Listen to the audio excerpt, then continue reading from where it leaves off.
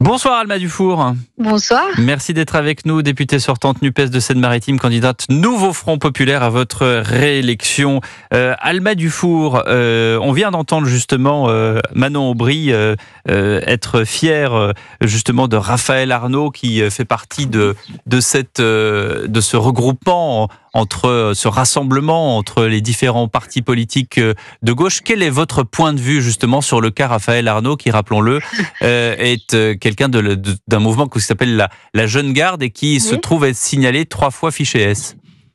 Alors, mon point de vue, déjà, si vous avez lu le rapport d'un sénateur qui est Les Républicains, donc on ne va pas le taxer d'être d'ultra-gauche, sur la question des fiches S, vous aurez appris que les fiches S ne sont absolument pas signe forcément d'une dangerosité quelconque pour les personnes et pour les biens en France. Il s'agit malheureusement, et ce qu'on dénonce beaucoup les militants, que ce soit les syndicalistes, que ce soit les gilets jaunes, que ce soit même les lycéens, il y a des lycéens qui se sont retrouvés fichés après des manifestations sous Emmanuel Macron, que ce soit évidemment les militants écologistes, un processus de fichage systématique des opposants politiques, quel que soit évidemment le risque qu'il soit dangereux pour les autres. Et c'est absolument évidemment pas le cas de Raphaël Arnault, qui n'a pas de casier judiciaire, qui n'est responsable d'absolument rien. Donc je rappelle que c'est surtout un signe de la dérive autoritaire dans laquelle se trouve Emmanuel Macron, qui fiche absolument tout le monde. Et d'ailleurs, pour les Jeux Olympiques, je vous rappelle qu'ils vont passer au crible quand même plus de, je crois, 200 000 personnes riverains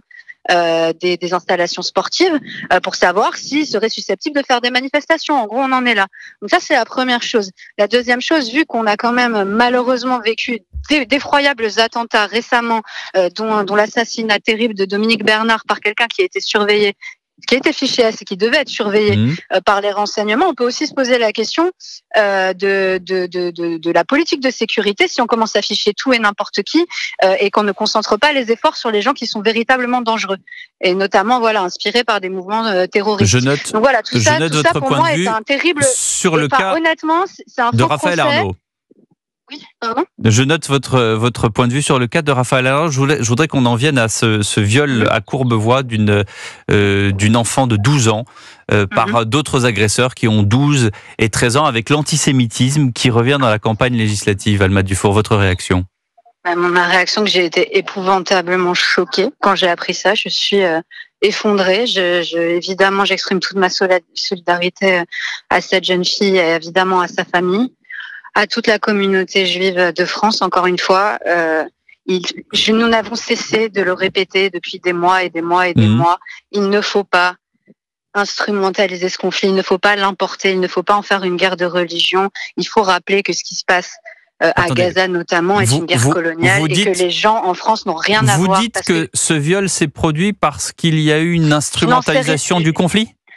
Je n'en sais rien, monsieur, parce que l'antisémitisme préexistait à tout ça, évidemment, en France. Par contre, ce que je sais, c'est qu'il y a une augmentation des actes antisémites en France aussi, depuis ce qui se passe, et on n'est pas aveugle, et que du coup, il est très très important de marteler le message que les Juifs et les Juifs de France n'ont absolument rien à voir avec ce qui se passe, et qu'il ne faut absolument pas instrumentaliser ce conflit. Et je tiens aussi pour responsable les gens qui parlent d'une guerre religieuse, d'une guerre de civilisation, quand ils décrivent ce qui se passe à Gaza. Parce que c'est ça, c'est de l'instrumentalisation et c'est de l'importation. Qui sont ceux qui instrumentalisent le débat ? Eh ben, moi, je pense que tous les gens qui présentent la situation au Proche-Orient comme une guerre de civilisation entre des gentils démocrates et des méchants musulmans, tous terroristes depuis la naissance, pose un problème. Parce que justement, c'est ça qu'on craignait et qu'on craint et qu'on dit il faut absolument pas oublier et effacer l'histoire de ce conflit et justement rappeler encore une fois que la religion n'a rien à voir là-dedans et que les gens, quelle que soit leur confession en France, n'ont rien à voir là-dedans et que nous devons vivre en paix, que c'est hyper important qu'on ait une réconciliation nationale sur ce sujet. Mais vous pensez à des personnalités politiques en particulier ? Écoutez, oui, Éric Zemmour par exemple, ou même Monsieur Dupond-Moretti à un moment, Monsieur Meyer Habib, il y a aussi beaucoup de gens qui ont essayé justement de présenter ce qui se passe là-bas comme un conflit religieux, attisant justement la haine et la stigmatisation entre les communautés à la fois juives et musulmanes. Et ça, c'est pas possible. Et c'est justement de ça qu'on voulait se prévenir. Parce que c'est inacceptable ce qui se passe. que l'augmentation des actes antisémites et ce viol est absolument épouvantable puisse arriver en France. Qu'on soit clair, on ne le supporte pas. Il ne faut pas que ça se reproduise. Il faut aussi dire que les actes islamophobes augmentent également et ce n'est pas possible qu'on laisse notre société se déchirer et être déchirée par des gens qui, en fait, jouent sur des calculs électoraux. Vous ne diriez pas, instrumentaliser les Alma choses. Dufour, que LFI, par exemple, avec les différents happenings, appelons ça en bon français, n'est pas également responsable d'une instrumentalisation du conflit ? Non, je crois pas, parce que nous, on a toujours rappelé la réalité de ce conflit, c'est-à-dire que ça n'a rien à voir avec la religion des personnes, que c'est un conflit qui se passe au Proche-Orient, que c'est une guerre coloniale et qu'il y a du coup maintenant quasiment 100 000 morts à Gaza et que ça n'a rien à voir justement avec une guerre de civilisation qui opposerait des gens par leur religion, leur croyance et leur modèle démocratique ou non. En prononçant des mots comme à l'instant, comme vous dites, une guerre coloniale, est-ce que vous préservez les Juifs de France ? Mais attendez, les Juifs de France n'ont rien à voir avec. Non, mais ils sont les victimes. Ils sont les victimes.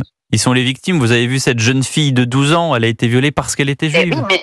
Et donc, en disant justement qu'ils n'ont rien à voir avec ce que fait le gouvernement Netanyahou, je les mets en danger. C'est bien justement ce que j'essaye de ne pas faire. Vous comprenez bien mon discours. Vous comprenez bien que la sémantique influe sur tout ce qui se passe aujourd'hui en France. Vous parlez d'instrumentalisation vous-même. C'est pas parce que je parle du génocide. Attendez, monsieur, c'est pas parce que je parle d'un génocide qui est en train d'être filmé en temps réel par ses victimes.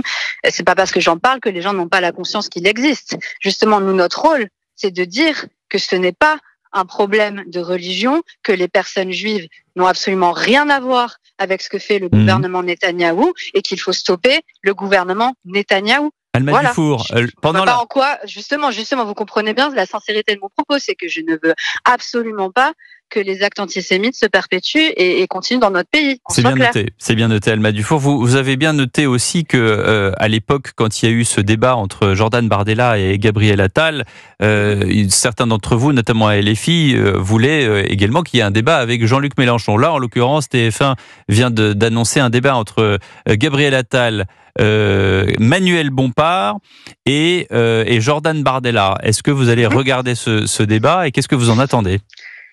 Écoutez, évidemment que je vais le regarder. J'en attends déjà une chose parce qu'on est dans une période de bascule historique. J'en attends déjà que les Françaises et les Français réalisent à quel point le Rassemblement national est proche économiquement et socialement de Macron. D'ailleurs, ils ont voté plus de 40% des textes de cette mandature qui fut courte ensemble. Par exemple, ma dernière proposition de loi, c'était l'indexation des salaires sur l'inflation, qui, vous en conviendrez, pourrait soulager beaucoup de Françaises et de Français. Et le RN et les macronistes ont voté contre main dans la main. Ils ont voté contre l'augmentation du SMIC main dans la main. Ils ont voté contre la taxe sur les dividendes alors qu'on a atteint un record historique de dividendes en France main dans la main. Ça déjà, si ce débat pouvait éclairer beaucoup de gens qui gagnent pas très bien leur vie, qui sont par moments tentés par le discours sur le pouvoir d'achat du RN, voire la fraude, l'arnaque que c'est, puisqu'ils renoncent même à la suppression de la baisse de la TVA. Une confrontation intéressante puisque j'imagine qu'il sera également question du chiffrage de votre propre programme. Mais notre propre programme, écoutez, nous, l'Avenir en commun, le programme de la France Insoumise, il est chiffré depuis longtemps. On travaille avec plusieurs centaines d'économistes.